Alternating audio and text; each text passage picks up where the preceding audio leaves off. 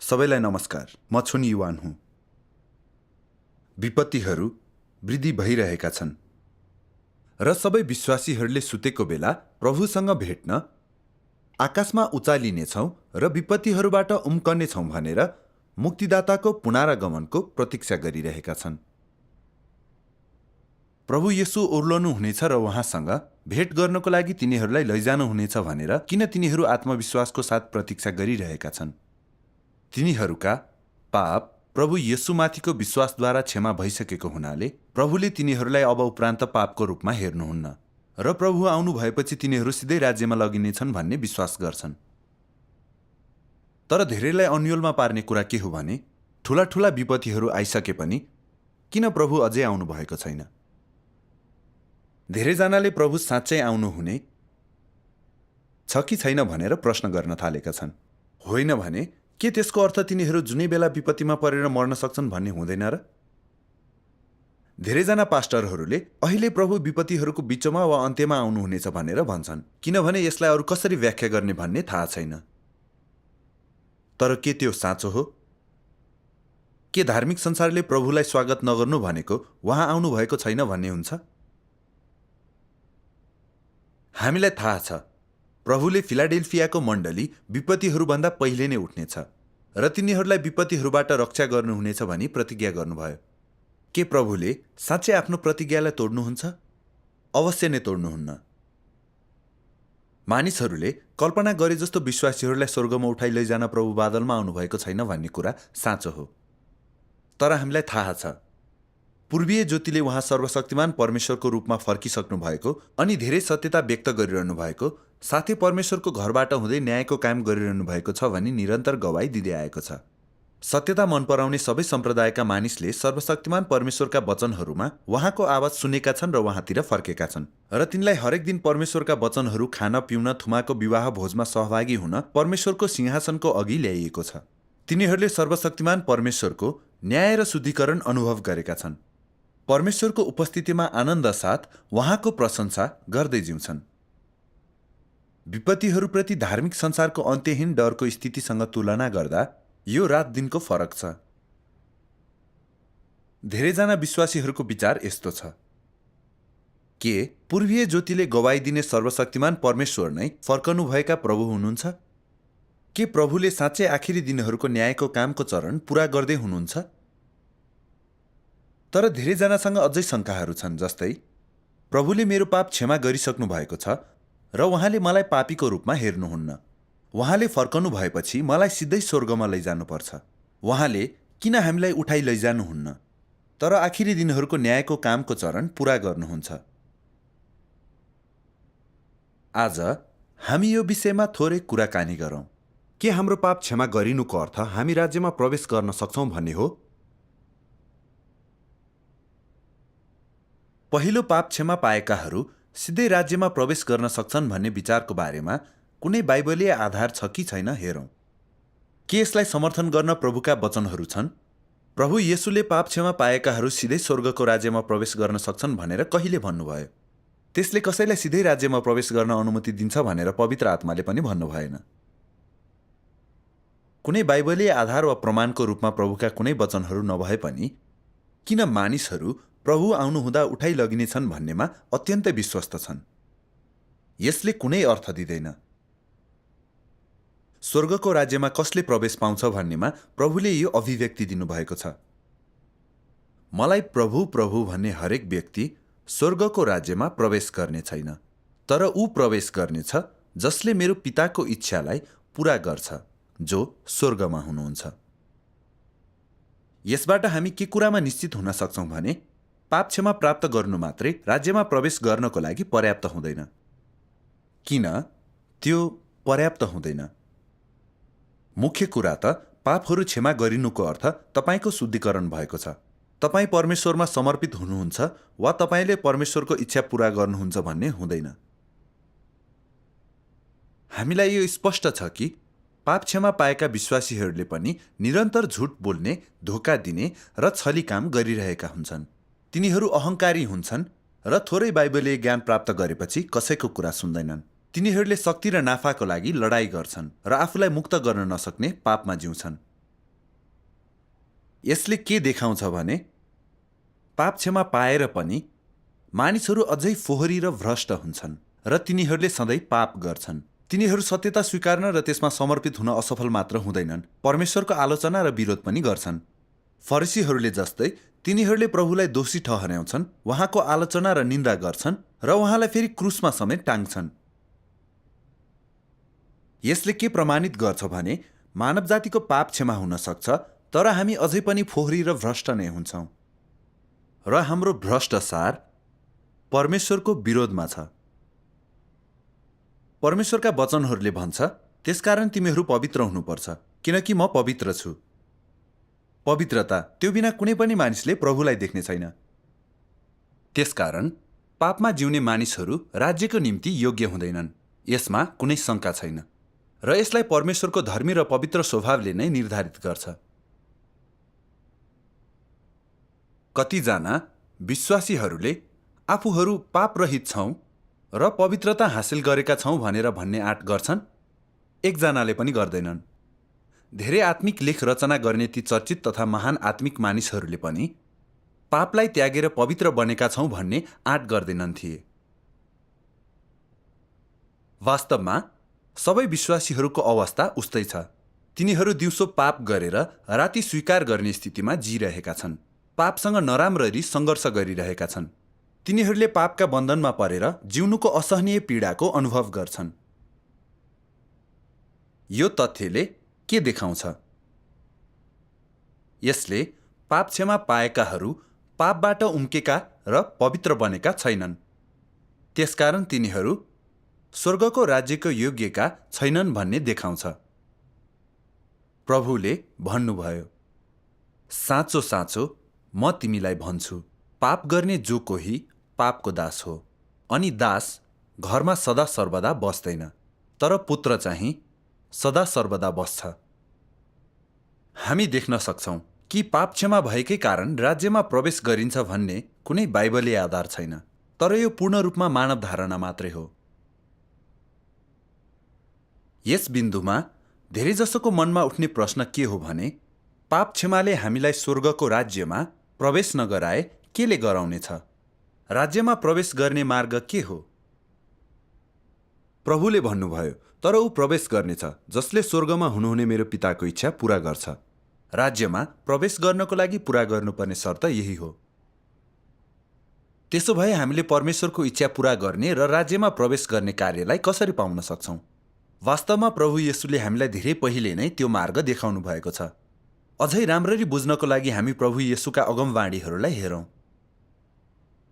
प्रभु येशूले भन्नुभयो, मैले तिमीहरूलाई भन्नुपर्ने कुराहरू धेरै छन्, तर अहिले तिमीहरूले ती सहन सक्दैनौ।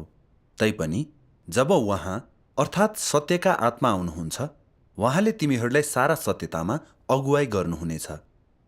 तपाईको सत्यताद्वारा तिनीहरूलाई पवित्र पार्नुहोस्। तपाईको वचन सत्यता हो। यदि कुनै मानिसले मेरो वचन सुन्छ र पनि विश्वास गर्दैन भने म त्यसको न्याय गर्दिन, किनभने म संसारलाई न्याय गर्न होइन, तर बचाउन आएँ। मलाई इन्कार गर्ने र मेरा वचनहरू ग्रहण नगर्नेलाई न्याय गर्ने एकजना हुनुहुन्छ। मैले बोलेको त्यो वचनले अन्तको दिनमा उसको न्याय गर्नेछ, किनभने पिताले कुनै मानिसको न्याय गर्नुहुन्न, तर पुत्रलाई नै सबै न्याय सुम्पन्नु भएको छ। प्रभु येशूले आफ्नो पुनरागमनको बारेमा धेरै पटक अगमवाणी गर्नुभएको छ र यी पदहरू पुनरागमनपछि उहाँले गर्ने कामको अगमवाणीहरू हुन्। जुन काम भनेको न्यायको काम गर्न, धेरै सत्यता व्यक्त गर्नु, मानिसहरूलाई सत्यतामा डोर्याउनु, मानव जातिलाई पाप र शैतानका शक्तिहरूबाट पूर्ण रूपमा मुक्ति दिनु र अन्तिममा हामीले सुन्दर गन्तव्य प्राप्त गर्न सकौँ भनेर हामीलाई उहाँको राज्यमा लैजानु हो। त्यसैले उहाँको पुनरागमन भएपछि हामीले प्रभुको न्यायको कामलाई स्वीकार्नै पर्छ। हामीले सत्यता प्राप्त नगरुन्जेल हाम्रो भ्रष्टता पूर्ण रूपमा धुन सकिँदैन र हाम्रो पापी प्रकृतिको समाधान हुन सक्दैन। पापलाई हटाएर पवित्र बन्ने अनि परमेश्वरको राज्यमा प्रवेश पाउने तरिका त्यही मात्रै हो। हाम्रो पापी प्रकृतिलाई पूर्ण रूपमा समाधान गर्नको लागि हाम्रा भ्रष्ट स्वभावहरू हटाइनै पर्छ। शैतानका शक्तिहरूबाट मुक्त हुन र परमेश्वरमा समर्पित हुनको लागि हामीले हाम्रा भ्रष्ट स्वभावहरूलाई पूर्ण रूपमा हटाउनुपर्छ। नत्र भने हामीसँग राज्यमा प्रवेश गर्ने कुनै अधिकार हुने छैन। त्यसैले यो भन्न सक्छौँ कि परमेश्वरको आखिरी दिनहरूको न्याय र सजायद्वारा धोइने मानिसहरू मात्रै उहाँको इच्छा पूरा गर्ने मानिसहरू बन्न सक्छन्। यसले आखिरी दिनहरूमा परमेश्वरको न्याय र शुद्धिकरणलाई स्वीकार्नु नै राज्यमा प्रवेश गर्ने एउटै मात्र मार्ग हो भन्ने प्रमाणित गर्छ। हामी परमेश्वरका वचनहरूको केही खण्डहरू पढौँ। भर्खरै छुटकारा पाएको र परमेश्वरद्वारा परिवर्तन भइ नसकेको वा सिद्ध भइ नसकेको तिमीहरू जस्तो पापी के त परमेश्वरको हृदय अनुसारको बन्न सक्छस्? अझै पनि तेरो पुरानो मनुष्यतामा रहेको तेरो विषयमा भन्दा तँलाई येशूले मुक्ति दिनुभएको थियो र परमेश्वरले दिनुभएको मुक्तिको कारण तँलाई पापीको रूपमा गन्ती गरिँदैन भन्ने कुरा साँचो हो। तर त पापी छैनस् र त अशुद्ध छैनस् भन्ने कुरालाई यसले प्रमाणित गर्दैन। त परिवर्तन भएको छैनस् भने त कसरी सन्तमय बन्न सक्छस्? भित्री रूपमा त अपवित्रता, स्वार्थ र क्षुद्रले भरिएको छस्। तैपनि त अझै येशूसँग उचालिन चाहन्छस्। त धेरै भाग्यमानी हुनुपर्छ। परमेश्वर माथिको भरोसामा तैँले एउटा कदमलाई चुकाएको छस्। तँलाई छुटकारा मात्रै दिइएको छ, तर त परिवर्तन भएको छैनस्। त परमेश्वरको हृदय अनुसारको बन्नको लागि परमेश्वरले तँलाई व्यक्तिगत रूपमै परिवर्तन गर्ने र धुने काम गर्नुपर्छ। यदि तँलाई छुटकारा मात्रै दिइएको हो भने तैँले पवित्रता प्राप्त गर्न सक्ने छैनस्। यसरी त परमेश्वरको कार्यको असल आशिषहरूमा सहभागी हुन अयोग्य हुनेछस्, किनभने मानिसलाई व्यवस्थापन गर्ने परमेश्वरको कार्यको चरणलाई तैँले चुकाएको छस्, जुन परिवर्तन हुने र सिद्ध पारिने कार्यको मुख्य चरण हो। भर्खरै छुटकारा दिइएको पापी तैँले प्रत्यक्ष रूपमा परमेश्वरको उत्तराधिकार प्राप्त गर्न सक्दैनस्। येशूले मानिसको माझमा धेरै काम गर्नुभए पनि उहाँले सारा मानव जातिको छुटकारा मात्र पूरा गर्नुभयो र मानिसको पापको बलि बन्नुभयो। उहाँले मानिसलाई उसका सबै भ्रष्ट स्वभावबाट मुक्त गर्नु भएन। मानिसलाई पूर्ण रूपमा शैतानको प्रभावबाट मुक्त गर्नको निम्ति येशू पापको बलि बन्न र मानिसको पापहरू बोक्न मात्र आवश्यक थिएन, तर मानिसलाई शैतानी रूपमा भ्रष्ट पारेको उसको स्वभावबाट पूर्ण रूपमा छुटकारा दिन परमेश्वरले अझ ठूलो काम गर्नु आवश्यक थियो। यसैले अब मानिसका पापहरू क्षमा गरिएका छन्। मानिसलाई नयाँ युगतिर डोर्याउन परमेश्वर देहमा फर्केर आउनुभयो र दण्ड अनि न्यायको काम सुरु गर्नुभयो। यो कामले मानिसलाई एक उच्च क्षेत्रमा पुर्यायो। उहाँको प्रभुत्व मुनि आउनेहरू सबैले अझ उच्च सत्यको आनन्द लिनेछन् र अझ ठूला आशिषहरू प्राप्त गर्नेछन्। तिनीहरू साँच्चीकै ज्योतिमा जिउनेछन् र तिनीहरूले सत्य, बाटो र जीवन प्राप्त गर्नेछन्। सर्वशक्तिमान परमेश्वरका वचनहरू पूर्ण रूपमा स्पष्ट छन्। प्रभु येशूले अनुग्रहको युगमा छुटकाराको काम गर्नुभयो। यो मानिसका पापहरूलाई क्षमा दिनको लागि थियो, जसले मुक्तिको आधा काम मात्रै पूरा गर्यो। सर्वशक्तिमान परमेश्वरको आखिरी दिनहरूको न्यायको कामले मात्रै मानवलाई पूर्ण रूपमा धुन र मुक्ति दिन सक्छ। मानिसहरूले सर्वशक्तिमान परमेश्वरले व्यक्त गर्नुभएको सत्यता, न्याय र सजायलाई स्वीकार्नै पर्छ, अनि मात्र तिनीहरूको भ्रष्टतालाई धुन र रूपान्तरण गर्न सकिन्छ र तिनीहरू परमेश्वरको राज्यको निम्ति योग्य र उहाँको इच्छाको पालना गर्ने मानिसहरू बन्न सक्छन्। अर्को शब्दमा भन्दा तिनीहरूसँग स्वर्गको राज्यमा प्रवेश गर्ने पासपोर्ट हुनेछ। हामी भन्न सक्छौँ सर्वशक्तिमान परमेश्वरको न्यायको काम व्यक्ति राज्यमा प्रवेश गर्ने कार्यलाई निर्धारित गर्ने, मानव जातिलाई मुक्ति दिने परमेश्वरको कामको सबैभन्दा निर्णायक महत्त्वपूर्ण चरण हो। सबैभन्दा महत्त्वपूर्ण चरणलाई छुटाउनु, सर्वशक्तिमान परमेश्वरको न्याय र शुद्धिकरण पाउने कार्यलाई छुटाउनुको अर्थ तपाईको असफल विश्वास भन्ने बुझिन्छ। तपाईले जति लामो समयदेखि विश्वास गर्नुभएको भए पनि, जति धेरै परिश्रम गर्नुभएको भए पनि, यदि तपाईले सर्वशक्तिमान परमेश्वरलाई स्वीकार्नु भएन भने यो सबै व्यर्थ हुनेछ। तपाईँ राज्यमा प्रवेश गर्नुहुने छैन। यो ठूलो पछुतो हुनेछ। त्यसो भए परमेश्वरले हामीलाई उहाँको राज्यमा लैजानको लागि न्याय गर्ने, धुने र मुक्ति दिने काम कसरी गर्नुहुन्छ? हामी सर्वशक्तिमान परमेश्वरका वचनहरू पढौँ। आखिरी दिनहरूका ख्रिस्टले मानवलाई सिकाउन, मानवको सारलाई प्रकट गर्न र मानवका शब्दहरू र कार्यहरूलाई जाँच गर्न विभिन्न सत्यताहरू प्रयोग गर्नुहुन्छ। यी वचनहरूमा मानवको कर्तव्य, मानवले कसरी परमेश्वरको आज्ञा पालन गर्नै पर्छ, मानव कसरी परमेश्वरमा निष्ठावान हुनै पर्छ, मानव कसरी सामान्य मानवतामा जिउनु पर्छ र साथसाथै परमेश्वरको बुद्धि र स्वभाव र यस्तै अन्य कुराहरू जस्ता विभिन्न सत्यताहरू समावेश भएका हुन्छन्। यी सबै वचनहरू मानवका सार र उसका भ्रष्ट स्वभावप्रति निर्देशित हुन्छन्। खास गरी मानवले कसरी परमेश्वरलाई घृणाका साथ इन्कार गर्छ भनी प्रकट गर्ने वचनहरूलाई मानव कसरी शैतानको मूर्त रूप हो र परमेश्वरका विरुद्धको शत्रुवत दबाव हो भन्ने विषयमा बोलिएको हुन्छ।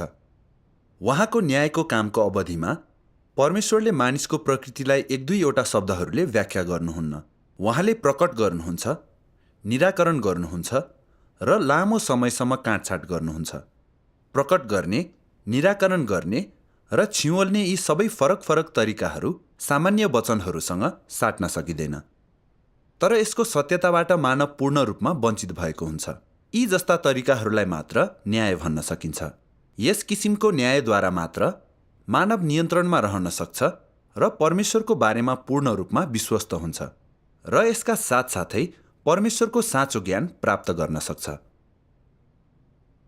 परमेश्वरको न्याय र सजायलाई अनुभव गरेका सबैले के कुरा गहन रूपमा बुझेका हुन्छन् भने परमेश्वरका वचनहरूले हाम्रो भ्रष्टता र सारलाई खुलासा नगरिकन हामी कति गहन र गम्भीर रूपमा भ्रष्ट छौँ भन्ने कुरा हामीले कहिले थाहा पाउने छैनौँ। परमेश्वरको न्याय, सजाय, काटछाट, निराकरण र अनुशासन प्राप्त नगरिकन हाम्रा भ्रष्ट स्वभाव कहिल्यै हट्ने छैन र आफैलाई साँचो रूपमा चिन्न समेत कठिनाइ हुनेछ। धेरैजना विश्वासीहरूले आफ्नो पापको जड शैतानद्वारा गहन रूपमा भ्रष्ट भएको छ भन्ने कुरालाई नदेखी पाप गर्ने अनि स्वीकार गर्ने अनि फेरि स्वीकारेर पाप गर्ने चक्रमा नपरि बस्न नसक्नु स्वाभाविकै हो। तिनीहरू पाप क्षमा भएकोले सिधै स्वर्ग जान सक्छन् भन्ने भुलमा विश्वास गर्छन्। यो साँच्चै नै अन्धोपन र मूर्खता र आत्मचेतनाको अभाव हो। साँचो पश्चाताप सर्वशक्तिमान परमेश्वरको न्याय र सजायबाट र परमेश्वरको डर मान्ने र दुष्टताबाट अलग बस्ने अवस्था परमेश्वरको धर्मी स्वभावलाई जानेर मात्र आउँछ। त्यसपछि मात्रै हामी उहाँको इच्छाको काम गर्ने मानिसहरू बन्छौँ। यो कुरा हामीले न्यायको अनुभव गरेपछि र शुद्ध पारिएपछि मात्रै साँचो रूपमा जान्न सक्छौँ। अब मलाई लाग्छ हामी यो कुरामा स्पष्ट भएका छौँ कि राज्यमा प्रवेश गर्ने मार्ग अत्यन्तै ठोस र व्यवहारिक छ। पाप क्षमा पाएर प्रभुले हामीलाई उठाउनुहुन्छ भनेर प्रतीक्षा गर्नु, त्यसपछि सिधै स्वर्ग लगिनु मात्रै होइन।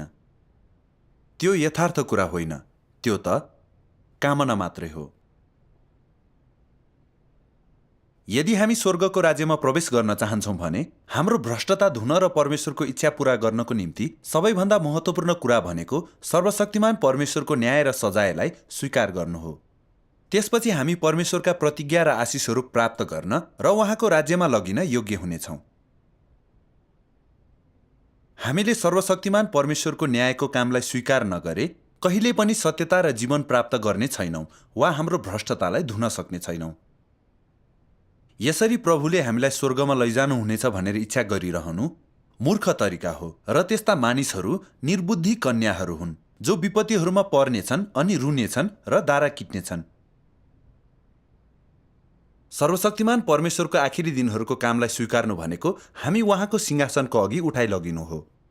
हामीले अझै पनि उहाँले व्यक्त गर्नुभएका सत्यताहरू र उहाँको न्याय र सजायलाई स्वीकार गर्नुपर्छ। भ्रष्टतालाई हटाएर शुद्ध हुनुपर्छ ताकि हामीलाई अन्तिममा परमेश्वरले विपत्तिहरूबाट रक्षा गरेर जीवित राख्नुहोस् र हामी उहाँले तयार गर्नुभएको सुन्दर गन्तव्यमा प्रवेश गर्न सकौँ।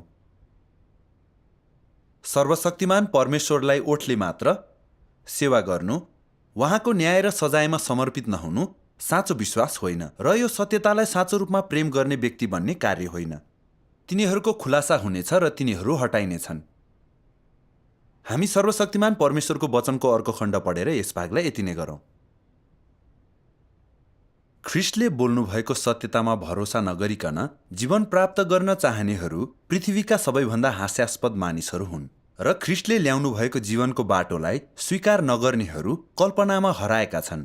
त्यसैले म भन्छु कि आखिरी दिनहरूका ख्रिस्टलाई स्वीकार नगर्नेहरूलाई परमेश्वरले सदा सर्वदा नै घिनाउनुहुनेछ। ख्रिस्ट नै आखिरी दिनहरूमा राज्यमा प्रवेश गर्ने मानिसको बाटो हुनुहुन्छ र उहाँबाट उम्केर कोही पनि जान सक्दैन। ख्रिस्टद्वारा बाहेक परमेश्वरले कसैलाई पनि सिद्ध पार्नुहुन्न। त परमेश्वरमा विश्वास गर्छस् र त्यसकारण तैँले उहाँका वचनहरूलाई स्वीकार गरेर उहाँको बाटोलाई पालन गर्नै पर्छ। सत्यतालाई प्राप्त गर्न असक्षम हुँदाहुँदै र जीवनको प्रावधानलाई स्वीकार गर्न असक्षम हुँदाहुँदै तैँले आशिषहरू प्राप्त गर्ने बारेमा मात्रै विचार गर्न सक्दैनस्।